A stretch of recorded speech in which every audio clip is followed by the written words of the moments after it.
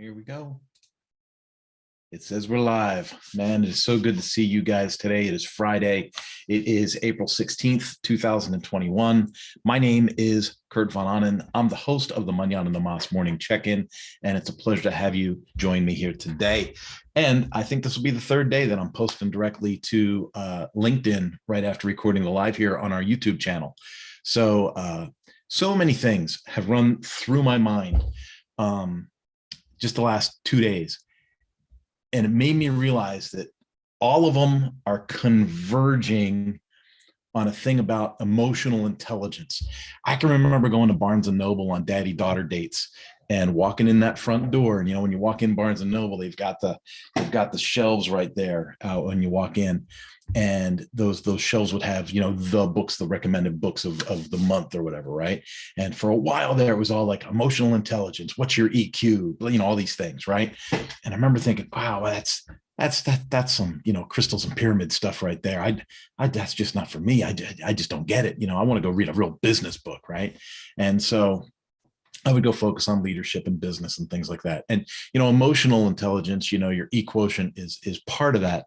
But, you know, I was like a whole book on EQ.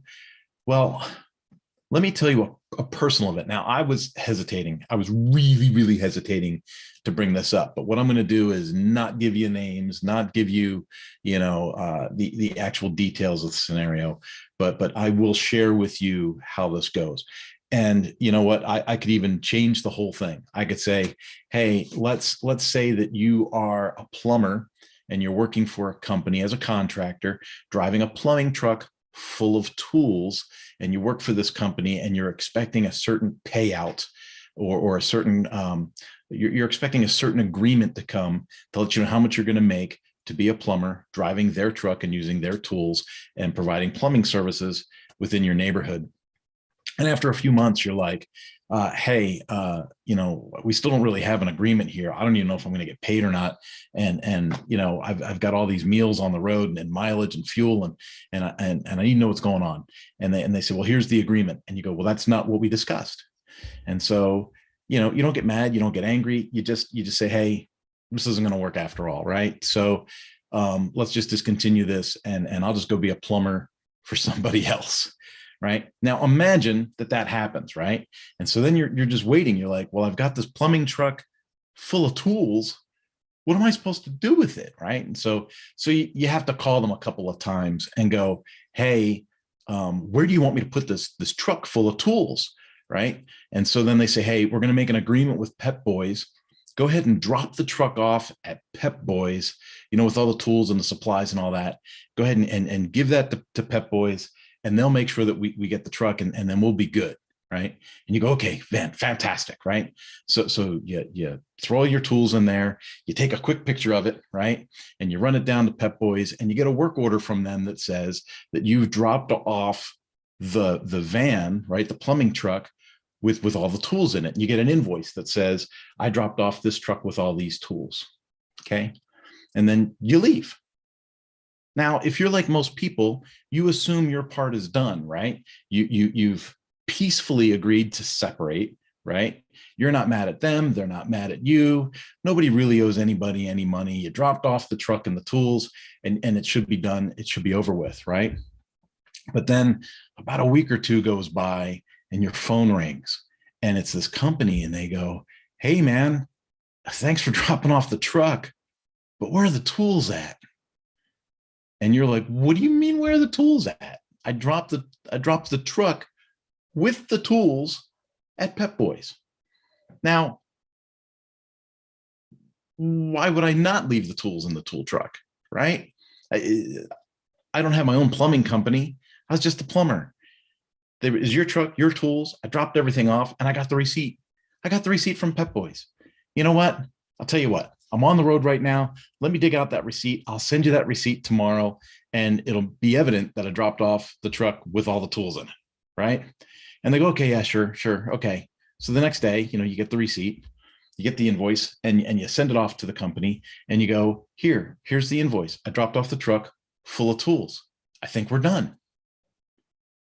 Well, then a week goes by, and they call you back, and they go, hey, bad news. Yeah, we talked to the guy that got the truck from Pep Boys, right, at the main warehouse, and the truck was empty. There were no tools in it. And so we just need you to bring back the tools or, reimburse us, for the value of those tools. Now, if you're the plumber that dropped off the truck with the tools, what are you thinking? You're like, wait a minute, this doesn't make any sense. I dropped off the truck with the tools. Why are you telling me I'm responsible to reimburse you for tools? You have an agreement. It's your truck. You have an agreement with Pep Boys, and Pep Boys delivered that vehicle with tools to your warehouse. If somewhere between Pep Boys and your warehouse, your stuff went missing, that's your stuff with your agreement and your vendor. I'm out. I dropped the stuff off. I got my receipt. I'm good. Now, suppose all that happens and they're still like, hey, you got to bring us back the tools or just reimburse us for the value of the tools, and you go, wait a minute, are you saying I stole your tools? No, no, no, no, no, no, no, we're not saying you stole the tools. We're just saying we don't have the tools, so we'd like you to reimburse us for them. Do you understand how crazy this is? Now imagine you go through all this and then you get all your documentation together and you say, look, I've got it validated. I've got it validated that this is what I dropped off. This is what was sent. And what you received was something different. That means that you have a problem between B and C, right? If we go A, B, C, D, D being the final destination, right? I'm A, right? So it's the plumber, the plumber is A, right? So A drops it off and gets a receipt. They're done. Now it's up to B, C, and D to figure out what goes on to get it to the final destination, right? Imagine giving all the documentation over and having someone high up email you back and go, hey, thanks for that invoice, but we still don't have our stuff and we can't close out this file until we get our stuff. Now, we're not accusing you of stealing anything, but we would really suggest that you go to Pep Boys and start investigating where our tools went. Do you see how crazy that is? Am I the only one that doesn't recognize the lunacy of that situation? Could you imagine telling a plumber, like, hey, I need you to run down to Pep Boys and start interviewing the staff and see if you can figure out which one of the staff might have stole those tools out of the truck, because yeah, if we don't get those tools back, we're just going to have to charge you for them. Lunacy. Well, I'm in a situation with someone that I provided services for, and I'm just blown away. Like, I opened my email this morning and I was like, holy crud. It deals with emotional intelligence. If you don't understand where you're at in the game, if you don't understand, other people's perspectives, you should probably hold off on communication, especially when you're putting all that stuff in writing, right?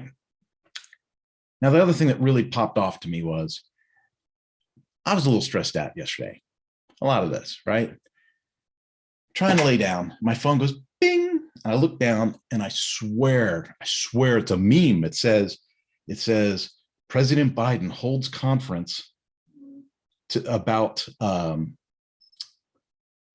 what do they call that? I just drew a blank. I totally drew a blank on live. I can't believe it. Sanctions, right? Yeah. So President Biden draws sanctions against Russia due to election interference in the 2020 election. I thought it was a meme. I thought I was going to open up a joke. And I open it up, and there he is talking about the sanctity and the sacred nature of the election process and how Russia's interfered with the election from 2020. Did he or did he not win this election? When he won it, was there or was there not a question, at least a question of improper behavior with multiple states and possible fraud? Was there not at least the question that a lot of people in this country doubt the validity of this election, that he won? And they spent months on a campaign telling the American people that this was the most secure, the most righteous, the best election ever held, the most secure election ever held in American history. There was absolutely no fraud. This is completely baseless. There was no interference. This is completely legit, right? Time magazine comes out and says this is how we interfered with the election as the media, right? And now Joe Biden's putting sanctions on Russia because of election interference from the 2020 election, and he's the one that won the election. This is like no emotional intelligence. You don't understand what you're communicating or how people are going to receive it.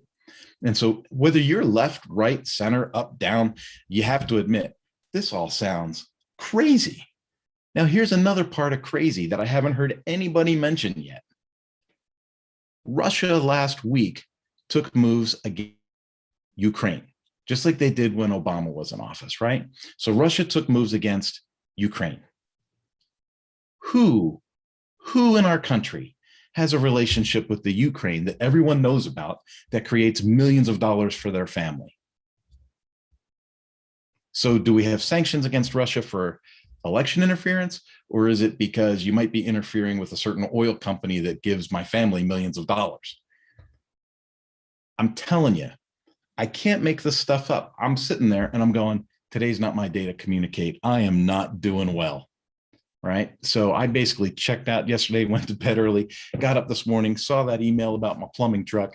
And I was like, you got to be kidding me. We're starting this all over again. I can't wait for the weekend just to go hiking and mountain biking and turn off the computer and not sign into social media for 2 days.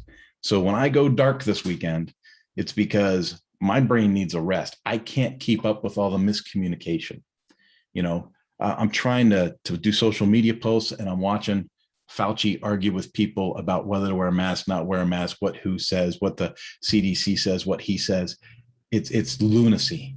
And unfortunately, we're all stuck in it. We're all in this mess, and we're all pointing the fingers at each other, and we're all getting angry with each other. And you know what? My faith system says that using salt and light and love, I need to communicate, right? So I'm going to work hard to do that. And I hope you find the way to do the same. Folks, I love you. Have a great weekend. Peace out. And for the folks that are just now tuning in from LinkedIn, you can jump into the Mañana No Mas YouTube channel or check out the Mañana No Mas podcast. And I actually planned a meeting for 10:30 this morning,